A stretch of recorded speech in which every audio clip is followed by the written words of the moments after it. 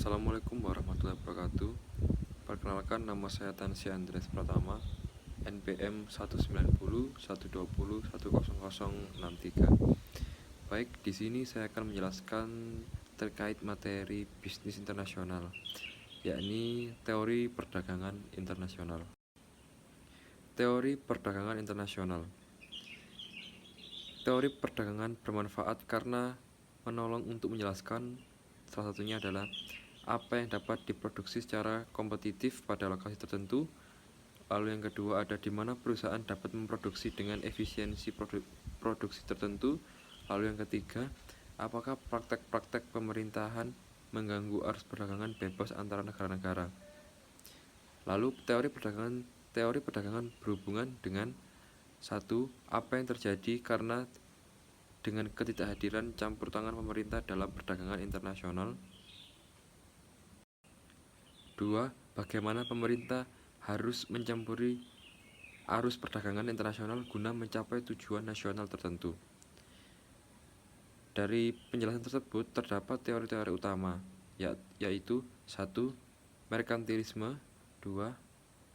Neomerkantilisme, 3. Keunggulan absolut, 4. Ukuran negara, 5. Keunggulan komparatif, 6. Faktor proporsi, 7. Produk life cycle atau PLC, 8. Kesamaan negara, 9. Ketergantungan.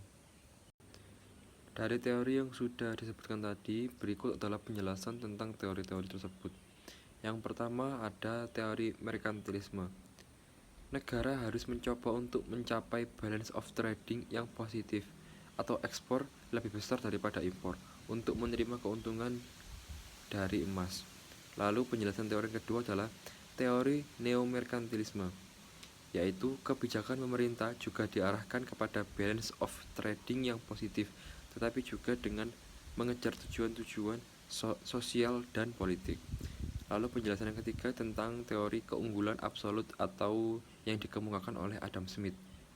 Teori absolut yang dikemukakan Adam Smith menjelaskan yakni konsumen akan lebih baik atau diuntungkan jika mereka dapat membeli produk-produk luar negeri yang lebih murah harganya dibandingkan produk-produk domestik yang harganya sama atau lebih murah.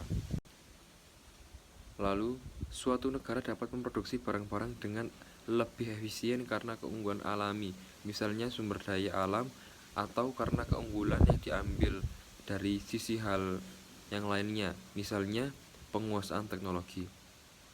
Lalu untuk penjelasan tentang teori selanjutnya yaitu datang dari teori keunggulan komparatif yang dikemukakan oleh David Ricardo. Teori keunggulan komparatif di sini menjelaskan total output dapat ditingkatkan dengan perdagangan luar negeri. Namun demikian suatu negara dapat saja memiliki keunggulan absolut dalam memproduksi seluruh produknya. Teori keunggulan absolut dan keunggulan komparatif menggunakan asumsi-asumsi sebagai berikut. 1. Sumber daya digunakan secara penuh. 2. Seluruh kegiatan dilakukan untuk tujuan ekonomi semata-mata.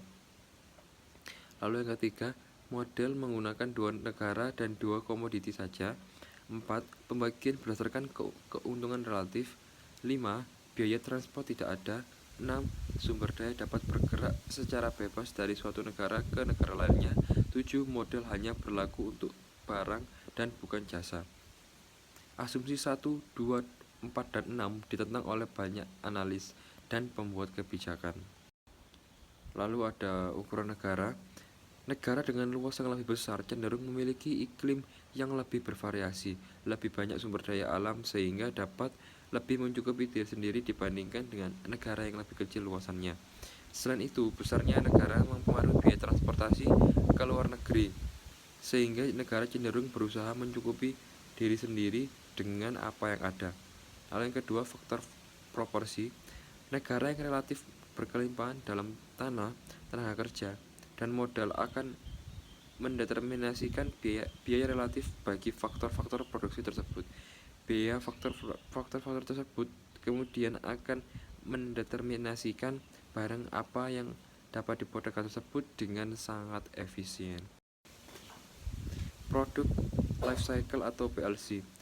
Produk fabrikasi akan diproduksi terlebih dahulu di negara di mana R&D dilakukan. Negara-negara tersebut biasanya negara industri. Sepanjang siklus hidup produksi akan menjadi uh, menjadi makin modal intensif dan dipindahkan ke lokasi luar negeri. Lalu yang kedua adalah kesamaan negara. Kebanyakan perbandingan dewasa ini terjadi di antara negara-negara industri karena mereka memiliki segmen pasar yang serupa.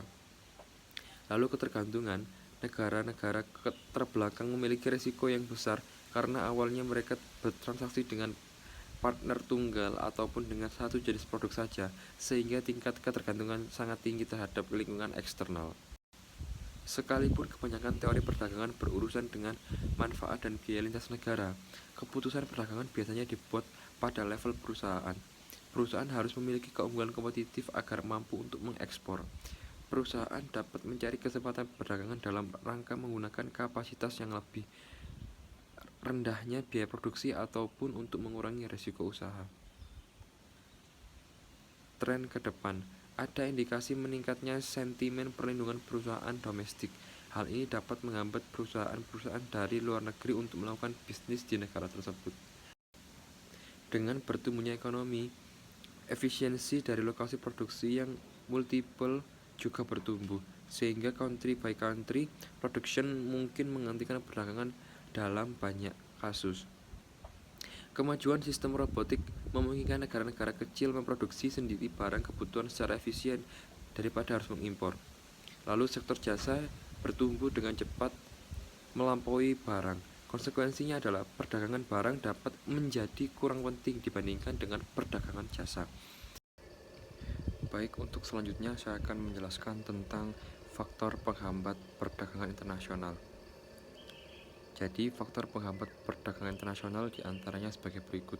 Yang satu, ada perbedaan mata uang antar negara. Perbedaan mata uang setiap dapat menghambat perdagangan antar negara. Negara yang melakukan kegiatan ekspor biasanya meminta kepada negara pengimpor untuk membayar dengan menggunakan mata uang negara pengekspor.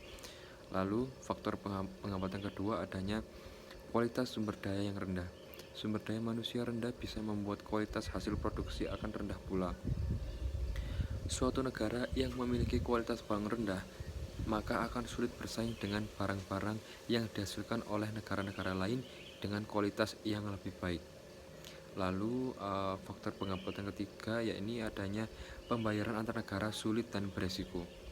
Pada saat melakukan kegiatan perdagangan internasional, negara pengimpor biasanya akan mengalami kesulitan dalam hal pembayaran. Apabila membayarnya dilakukan secara langsung akan mengalami kesulitan dan beresiko. Lalu faktor penghambat yang keempat yakni adanya kebijakan impor dari suatu negara.